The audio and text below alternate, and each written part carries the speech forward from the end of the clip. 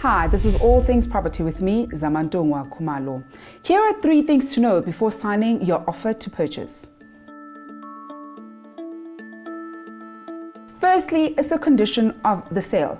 These are those T's and C's that we typically don't read, but you want to make sure you understand them before signing that offer to purchase. Secondly, is the fixtures and fittings.